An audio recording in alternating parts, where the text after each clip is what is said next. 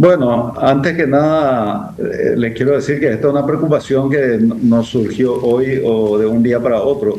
Ya venimos realizando varias reuniones con referentes de distintos sectores del empresariado y del área económica del gobierno, sobre todo con el Ministerio de Hacienda, sobre este tema y la gran preocupación que genera esta posibilidad de que se perfore, como estabas diciendo recién, el presupuesto general de gastos de la nación y que nos vaya a llevar a un déficit fiscal insostenible y en vez de volver hacia la convergencia fiscal, que era el proyecto que se tenía después de la pandemia, después de estos duros años que tuvimos de la pandemia y otros efectos que tuvieron bastante impacto sobre nuestra economía, tratar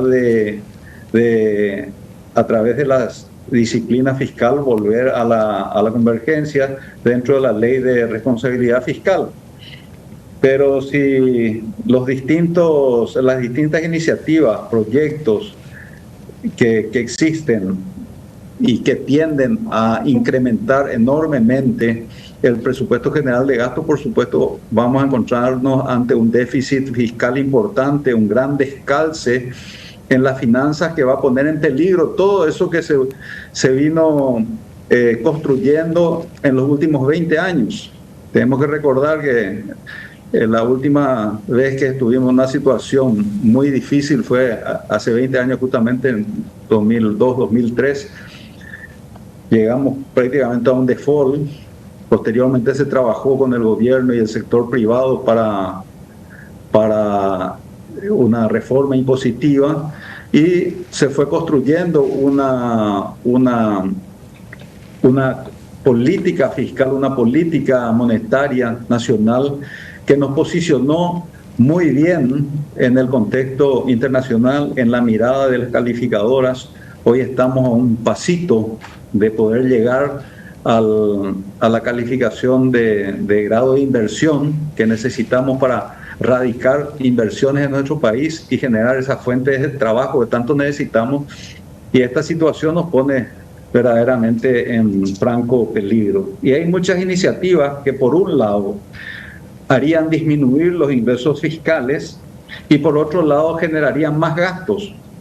Por un recuento rápido que nos hizo el viceministro de Hacienda, que estuvo presente, tendríamos un desfasaje de más de 1.800 millones de dólares, lo que significa un 4% del Producto Interno Bruto. Así que, ¿quién va a pagar eso?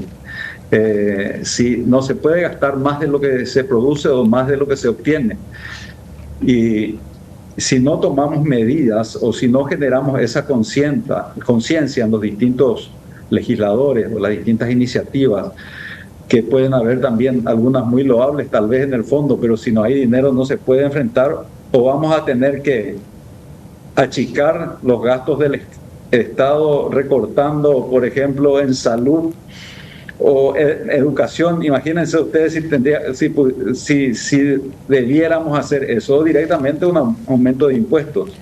Entonces vamos a entrar en la espiral esa que le sucede a otros países de un déficit fiscal cada vez más grande y cubrir eso con aumento de impuestos, y así sucesivamente entramos en una vorágine que nos va a sacar del lugar que estamos teniendo nosotros a la vista de las organizaciones internacionales